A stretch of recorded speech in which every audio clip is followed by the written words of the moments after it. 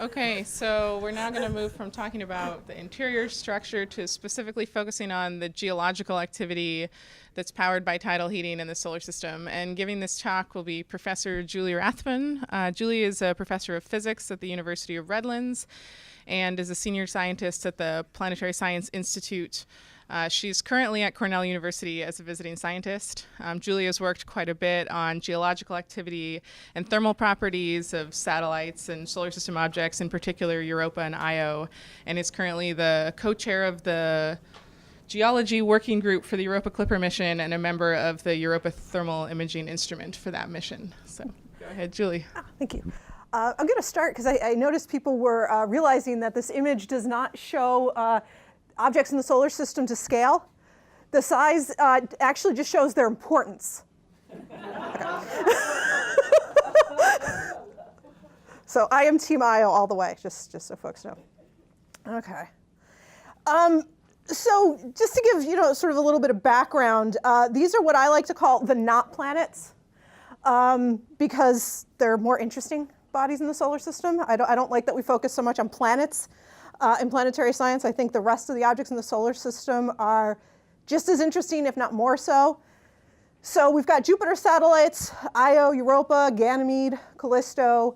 We've got the Earth's moon, some Saturnian satellites, and the Pluto system, and even some asteroids. So these are some of my favorite places in the solar system. But let's sort of go, this is how we know they look now. These are very recent images. But let's go back in time. Let's go back in time about 40 years. What did we expect to see on Io? We expected Io to look dead. We expected it to look like the Earth's moon. We expected nothing but impact craters, sort of the Earth's moon over here on the left. Or maybe because we expected it to be icy, we expected it to look something like Callisto turned out to look. Instead, and this is the Voyager image where they discovered plumes on Io by Linda Morabito. Thank you. I was like trying to remember the pronunciation. Thank you, Morabito. And you can see, you've got nice circular Io. You've got a sunlit side with a terminator, and you've got some bright thing here on the terminator, and then you have some weird bright thing in the background, which my understanding is Linda originally thought that was another moon behind Io, and was like, wait, what is this? And checked everything, and it's no moon. Okay, I didn't do that one on purpose, but okay. And then, of course, this is a more recent image of Io. This is from when New Horizons flew by the Jupiter system in 2007. And of course, at this point, we see Tavashtar. And I'm annoyed that this isn't playing, but New Horizons did have a little bit of a movie of the plume coming up and over the horizon there. So that was our first evidence that there was something really active going on Io. And I'm sure most folks in the room are aware of the story where the group published a prediction for tidal heating, but the Voyager team didn't see it because they were too busy looking at images. So there was this interesting conversion of observations and predictions. So these are some examples from Galileo. And Galileo had three primary remote sensing instruments: the imager, solid-state imager, NIMS, near-infrared mapping spectrometer, and the photopolarimeter radiometer. And the wavelengths get longer as you go out. So SSI is basically in visible wavelengths, near-infrared, and PPR in the open filter covers everything from about 20 microns to 100 microns, 10 microns to 100 microns. And what we're looking at here, we've got an Io base map in the background, and then all these contours are temperature. So at those long wavelengths that PPR can look at, you're measuring not only the temperatures of the volcanoes, but the background also. So you can see that the temperature, and this is a nighttime image, you can see temperatures are around 95 Kelvin. And then as you get to some of the biggest and brightest volcanoes, you can get temperatures up about 300 Kelvin. Now that's not a real temperature, that's sort of one of the highest you can measure at those longer wavelengths. And then at shorter wavelengths from NIMS, you can see this is two different images at two different spatial resolutions put together. You can see even more of these hot spots, these active volcanoes. And then at visible wavelengths, And when you're looking without reflected sunlight, you can also see lots and lots of volcanoes. So this, to me, is sort of the most obvious evidence of tidal heating, when you see an actual hot, glowing region on the surface. And Io, of course, is full of them. I should point out this PPR, there are over 50 hotspots on that image, and that's about 1/2 of Io. So then just to move on, we saw these plumes on Io. We see these hot spots on Io. So the next place in the solar system we saw plumes was Enceladus, the moon of Saturn. And you look at the South Pole, and you can see plumes of material emanating from the South Pole. And Francis mentioned this in his last talk. Not only do you see these plumes, and I should mention this was also the case for Io. Everywhere you saw a plume, like that Tvashtar plume from New Horizons, there was a hot spot at the source. There's thermal emission coming from that. So the same thing was happening on Enceladus. For this thermal observation from the Sears instrument on Cassini, what we expected is if you don't have any endogenic, any internal heating, you just have reflected sunlight, what you expect is a temperature distribution where the highest temperatures are at the subsolar point, and temperatures go down with latitude, and also with longitude toward the morning and evening. But in this case, the brightest temperatures were in the South Pole, and they were so much warmer than anything that we expected to see over here. This is basically the same data shown, very similar to what I showed you from the Io image from PPR. Not surprising, they were both made by John Spencer. Actually, I might have made the last one, but I was working with him at the time, so I'll give him some credit. And again, you see at the South Pole, you've got these much warmer regions than expected.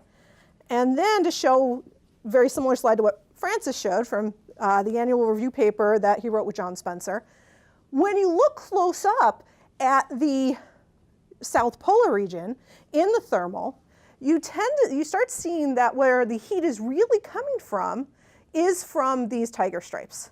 And the temperatures there go up to, if I remember correctly, about 185 Kelvin, if I remember correctly. So on Enceladus, you've got these hot areas, and they're correlated with where the plumes are coming from.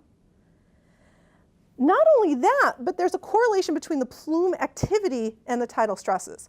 So this is a plot from Matt Hedman's relatively recent paper, where he looked at, the way I interpret this, the corrected equivalent width, is really just the brightness of the plume or the activity level of the plume. And he looked at it in multiple data sets as a function of orbital phase, and you can see that as the phase goes up, as the part of the orbit changes, you get more activity out here. So the activity of the plumes not only comes from the tidal heating that Francis was talking about earlier, but the way that the plumes are active, opening and closing, also depends on the orbital phase. This is a geologic map of Enceladus, and I show this to sort of show just how complicated the geology is on Enceladus. On Io, everywhere you look, you see basically a lot of volcanoes, some mountains, and some lava flows. It's very volcanically dominated. Enceladus has this large heat flow region in the South Pole, but at the North Pole, it's almost completely impact craters. So you don't have the same activity level at the North Pole that you have at the South Pole. Lots of impact craters in these areas. And then at 90 and 270, you actually do get some regions that also do not have impact craters, that are also tectonically active. So there's large variations in the kinds of geology you get on Enceladus. And I want to look at this region right here a little closer. And this is some work that Mike Bland did, which is very similar to some of the slides, again, Francis was showing at the end of his talk. I believe you showed Tethys, where you're looking at the elastic behavior. So this is similar work. This is looking at Dire Planitia and looking at the ridges And what Mike did was some modeling to try to duplicate the frequency, the structure of these ridges, and was able to determine from the wavelength and the amplitude of these features a heat flow and an elastic thickness. So this is very similar to those slides that Francis was showing, where you can get indirect heat flow measurements from looking at the geology and how the geology functions on the surface.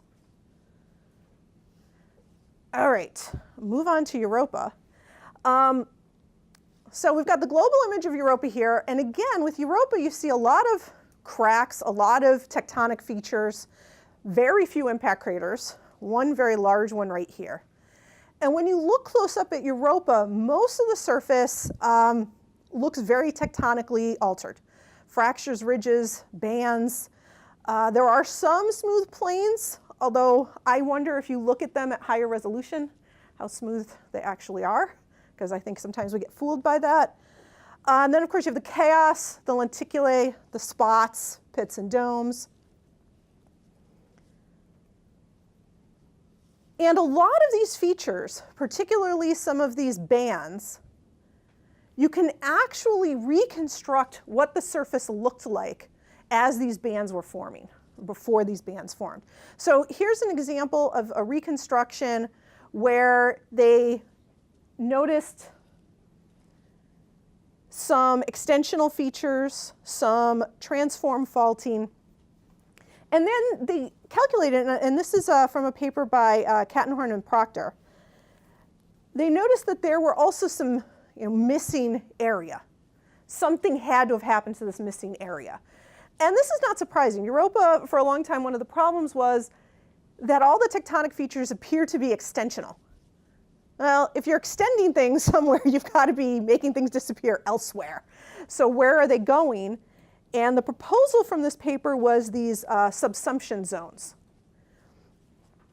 And not only did this help explain some of the missing material that it sank under into the crust, but it also explained some of the lenticulae and the locations where the lenticulae were forming as being sort of a result of the subducting plate. Another great feature on Europa are these things called cycloids. And you can sort of see them in here. And they're basically fractures that sort of skip along and make these curves. These three here show examples of the traces of the surface feature and also the results of some modeling that was done. And, oh, I didn't put the reference on this. I believe this is some work by Alyssa Roden. And so as you model the formation of these, what you end up seeing is that if you look at the way the stresses vary on the surface, both in terms of location and with time during an orbit, you look at these features and you notice that you can model the stresses, and the stresses start getting extensional enough to cause the fracturing, and then this starts to form, and then as you move in the orbit, you change the direction of the stresses. And so that's why they change direction, because the direction of the stresses is changing. And that's what this is. This is the contours of the tidal stress at 4 different times in Europa's orbit, and each one of these is a map of all of Europa. And the point is just that the stresses change both in space and in time. So then why do you get this little weird feature here? Because at that point, the stress becomes too low to continue cracking. And you have to wait until later in the orbit when the stress becomes high enough again to create cracking. But at that point, the angle has changed dramatically. So you no longer get a smooth feature, you get an abrupt change in direction. So here's another type of feature that we see that are associated with tides. And as far as I know, these are only observed on Europa. I don't know if anybody's seen these on Enceladus or anything yet. That would be really cool. I showed some examples of features that have something to do with tides, features on Europa. To me, the thing that would really demonstrate activity and heat flow would be some kind of surface expression of heat, but also then plumes. So I want to talk a little bit about the current status of the Europa plumes. So these are the HST observations of the punitive plumes on Europa. And some of these observations are UV narrowband observations looking at emission in an oxygen band and seeing something bright off the south pole of Europa. These images are actually looking at Europa, oh sorry, that got blocked there, looking at Europa up against Jupiter. So now you're looking at absorption instead of emission, and it's no longer a narrow band, it's wider. But again, you see something near the South Pole. And these are some of the locations on a map of Europa.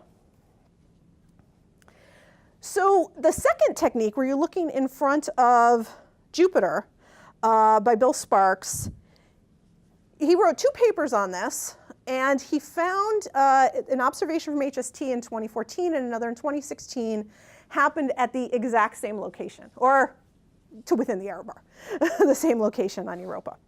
So a second event at the same location, whereas I should point out the previous technique, they've gone back and used HST multiple times. I don't know how many at this point, but as far as I know, they haven't seen anything again.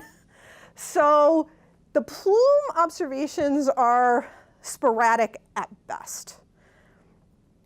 But the fact that these 2 observations by Sparks were at the same location, and these are the error ellipses for the location, is compelling. More compelling, in my opinion, because I like thermal data, and I think thermal data is what really tells you about the activity and the heat flow. This is a Galileo PPR image of the same region. This is a daytime image. And you see that there's a hotter region, about 2 or 3 degrees. This is 96 Kelvin. This contour is 94 Kelvin, warmer than the surroundings. And so Sparks suggested, hey, there's something interesting going on here. Maybe there's a thermal source like we see at the plume sources in Enceladus. So to then make the plume story more interesting, more recent paper by Jia et al.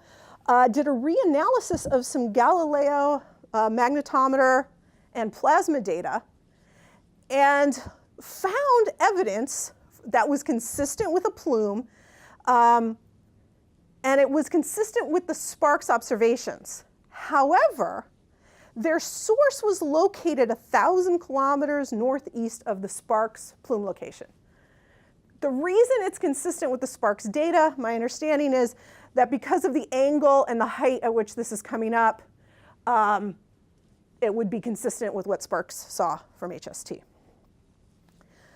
The problem, though, is when you look at the thermal data. And these are 2 Galileo PPR observations that were obtained in daytime. And the interesting thing here is that here is this bright region that was shown in the previous slide in the blown up version. Is it really warm? What's going on there? Now this is a daytime image. So you do have reflected sunlight. You do have thermal inertia effects. You do have those things going on. So what do you expect a thermal image to look like during the daytime? You expect noon at the equator to be the highest point, to be the hottest area. That would be right around here. So this is hotter than expected. However, and then you'd expect it, of course, to cool off to the north, cool off to the south. It does, and cool off away from noon, which it does. And this location that Joss says was the source from the Galileo data is not in any sort of thermal anomaly at all.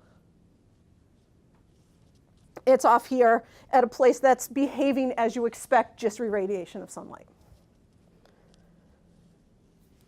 Okay, so what else can you do with this? Well, you need to figure out the effects of thermal inertia. And so to really do that, you need to do a thermal model fit to the best thermal inertia data available. So, and the models work best when you have a data point in the daytime and a data point at night. Now, PPR has very good data at the jaw location. It has a daytime point and a nighttime point, and we can do the modeling just from PPR data. However, PPR does not have a very good observation of the sparks location during the nighttime. Sorry, did I get that backwards? Yeah, we have it at night, we don't have it during the day. So this is some data that was taken by Samantha Trumbo and Mike, who I just looked at, to make sure I was getting this right. This is ALMA data that was taken of the sparks location, that's that circle here, during the daytime, so that you can do this thermal modeling, thermal inertia modeling, and see what happens. The bottom line is that for both the jaw location and the sparks location do not require endogenic heating to match the temperatures we see. It is not required. However, this area near the sparks location does have a different thermal inertia than nearby areas. And that was observed both in some of the data I've been looking at, combining PPR and ALMA, and also in Samantha's paper. She found the same thing. So this thermal inertia anomaly, what could it mean? And so to do that, I go back to Io, my favorite place, and I looked at plume deposits from the Pele plume. And this is another Galileo PPR image, and you can see that the nighttime temperatures of Io's Pele plume deposit are higher than the background. So this suggests a higher thermal inertia in the plume fallout, which would be consistent with the higher thermal inertia seen at the sparks location. So for a while, we were saying, okay, well, even though we don't see endogenic heating at this location where sparks saw a plume, maybe we're seeing a thermal inertia variation that's indicative of a plume. There's two problems with that. One is there is no thermal inertia anomaly at the jaw location. So if you believe that location, that doesn't work. The second problem with that is Pele. This location is right by, go back a little bit, an impact crater. And so the thermal inertia anomaly could just be related to the Pele fallout. And we would just need to look at areas nearby in order to determine that. So another thing I decided to do was these observations, both PPR and the ALMA, are relatively low spatial resolution. So you could be hiding a hotspot in the data. There was a paper John Spencer and I published in, I think it was 2010, where we went through all the Europa PPR data and looked at what the detection limits were for every observation to see what could be hiding. In this case, I then expanded that and really just did the calculation of what the brightness was in the field of view and what the brightness of a hotspot was. So for example, for ALMA, given the background, the size of the field of view, given the temperature, and I corrected for emissivity, you get a brightness at 1.3 millimeters of 0.8 watts per meters per steradian. What if you had a hotspot that was 10 kilometers in radius, and it's a circle, and it has a 200 Kelvin temperature? Its brightness is 2 orders of magnitude smaller. So it could be there. We'd never see it. So there could be something hot there that we just don't have the resolution to see. Similarly, for the PPR nighttime observation in the open filter, a model hotspot, here it's only about a factor of 2 smaller. So maybe it could be hiding in there. And a model tiger stripe, 120 kilometers long, could also possibly be hiding there. Although you notice 120 kilometers is larger than the field of view. So you'd expect to see it in multiple locations, and we didn't. So the bottom line here is that we need better data, which is what Clipper and eThemis should give us. So to summarize this topic, the geologic features we see on tidally heating worlds, and I concentrated a bit on Io, Europa, and Enceladus. We see thermal endogenic sources, hotspots, volcanoes. We see plumes of material emanating. We see ridges and bands. cycloids, volcanic flows, and maybe cryovolcanic flows. And there was a great workshop held at LPI this summer on cryovolcanism, and all the talks were recorded. So I would highly recommend if you're interested in whether or not you think there's cryovolcanic flows. There were some really great talks there. Okay, so now I want to focus a little bit more on one of the questions we want to address during this workshop. How do tides influence global heat flow and its variations, spatial and temporal, and how does this heat translate into specific geologic processes? And again, this goes back to something Francis was talking about. We want to look at the spatial variations in heat flow, and the best place to do that is Io. Io has the clearest signature of tidal heating. So one of the ways folks have done this is to assume the distribution of volcanoes or volcanic output mimics the heat flow. So you look at how the volcanoes are distributed and then compare that to heat flow models. So this is some work by Chris Hamilton, where he looked at volcanic constructs, so pterafloor units, and also hotspots, and looked at how they varied in both latitude and longitude. So a couple things to note here. First of all, these are all densities. So these are in terms of per unit area. And you see many more near the equator than at the poles, which was something also Francis showed earlier. When you look at the longitude variation, you see sort of a twofold symmetry, like two peaks. And you see a sort of deficit around 270 and somewhere between 60 and 90. Then I wanted to show some work by Glenn Veeder, Ashley Davies, some other folks were working on, where they looked at thermal output from pretty much every heat source they could get their hands on Io, any observation from any instrument, and then looked at how the total heat flow. So again, the work in the previous slide was just looking at the number of volcanic constructs. This is looking at the total power output in terms of latitude and longitude. One thing I want to point out here, this power output is not per unit area. So it's a little harder, in my opinion, to interpret the latitude because the areas do get smaller near the poles.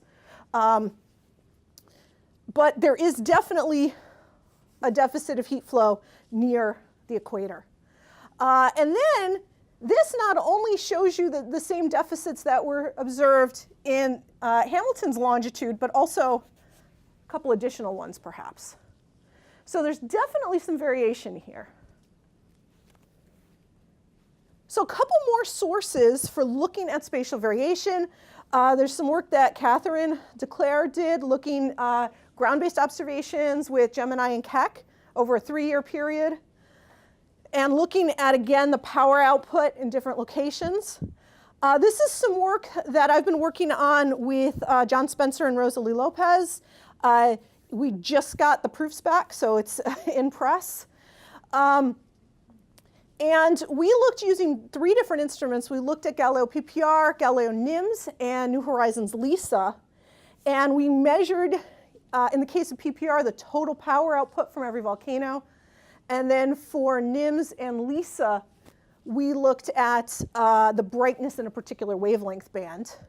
And the size of the circles here, and also in Catherine's plot, indicate the total brightness or total power from that particular volcano.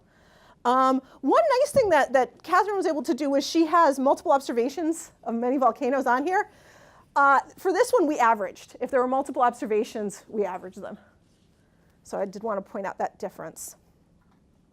So this is kind of hard to compare to the tidal heating plots that Francis showed. So I've tried to come up with some different ways of looking at these brightnesses to compare them to the tidal heating models. So this is one. So the background on these are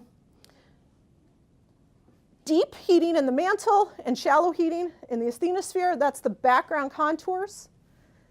And then the colors here indicate the total heat flow within a 30-degree spherical cap, a 30-degree radius of that location. So it sort of averages out all the heat flows and smears them out a little bit so that you can sort of see what's going on. And we do have a couple volcanoes sort of, oh, and this one's PPR, although I took out Loki because Loki just dominates everything. It breaks my heart to take out Loki, but I did it. And then here are the ones from NIMS, and here are the ones from LISA. I should also point out, LISA, although it's a shorter wavelength, has better longitudinal coverage than either of these other instruments. So that's why these boxes are here, because I only included areas that were well observed by each instrument. And in my opinion, these match a little bit better to the deep heating than the shallow heating. But that's not quantitative. So another thing we did was, this is similar to what was shown in earlier plots where you do histograms, where you're looking at brightnesses for LISA and NIMS and heat flow for PPR. And these are per unit area, and these are in longitude and latitude. The lines in the background, the red is the data, the blue is the shallow heating model, and the green is the deep heating model in arbitrary units so that you can make a comparison. The main point I really want to make here, oh, and the hashed areas are areas where this particular instrument didn't get a good look. The main take-home point here is the biggest difference between the end member models, between the shallow and deep heating, and Francis pointed this out, is the high latitude. In the shallow heating model, most of the heat's coming out near the equator, and in the deep heating model, most of it's coming out the poles. The problem is most of these instruments, these spacecraft, were in equatorial orbits. They did not get a good look at the poles. So the data at high latitudes is a bit suspect, which makes it really hard to determine between these two things, because now really the only thing you have to go on is the longitudinal variation. So if we sort of ignore latitude for a while and say, well, maybe there's a problem with our observations. We don't have good enough observations in latitude. Let's just look at longitude. So PPR, NIMS, LISA, and then this plot is from Catherine de Clare's paper. And the blue and the purple lines, I'm gonna have to look at Catherine, make sure I got this right. The blue line is from the ground-based data. The purple line is from Vieter's paper that I showed earlier? Yeah. OK. And then the histogram is the patera, so it's not heat flow. OK. And a couple things you notice here, I've noticed, if you look at 180 degrees longitude, every single data set at 180 degrees longitude has very little heat output. So that's something that's consistent through all the data sets. At around, well, it's very clear in the LISA. Also at 90 and 270, it's not quite as clear in NIMS. There might be a drop at 90 and 270. And there is a little bit also here in PPR, but then you also see it at 270. So it's also tricky in this area. So before I move on here, I just want to sort of say that I want to summarize this by saying that, in my opinion, in order to really be able to make this comparison of volcanic heat output to tidal heating models, we need better observations of volcanoes at high latitudes. There may be another way to do this besides volcanoes. There's also problems with just using volcanoes. And Dave Stevenson, I believe, brought this up during your questions for Francis. If you're just looking at the volcanic heat output, that may not be all the heat flow. So one thought I had was to take this mosaic of PPR images and do something very similar to what Samantha Trumbo did here with her ALMA data. Take a model of what based on thermal inertia and albedo, what those should be, and then subtract it from this, and then everything above that would be heat flow. Trying to see if that makes sense. So you're sort of trying to subtract out the thermal inertia variation, the reflected sunlight component, and just look at endogenic. It's something I've thought about doing and have never had the time or funding to do. And the problem, I have some thermal inertias, but these are for Europa, not for Io. I haven't actually done the thermal inertia modeling for Io. And I haven't decided if it's worth it yet. So maybe somebody can convince me that it's worth it or not at some point this week. So to summarize and sort of throw out some more questions for our discussion this week, measurements of Io's volcanic output and heat flow are getting better, but we really need those high latitude observations. And then I just threw out here a question that we hopefully will address. Oh, that's not it. I was thinking something else. One thing we could possibly do is combine the ground-based and space-based thermal measurements to get better information about the thermal inertia variations. And then another question, what observations are best to compare the model results? Do we want the volcanoes? Do we want other types of observations? Topography was mentioned earlier. What observations do we want on Io? Which again, I point out Io is very important because it's got the largest tidal heating signature. It's the easiest to observe from Earth. I mean, trying to look at Enceladus from Earth is pretty much, I haven't seen anybody do it. It's also easier to get a spacecraft to the Jupiter system than the Saturn system, a little bit. And what other observations might we want on other tidally heated worlds besides Io? And with that, in 17 seconds, I will end.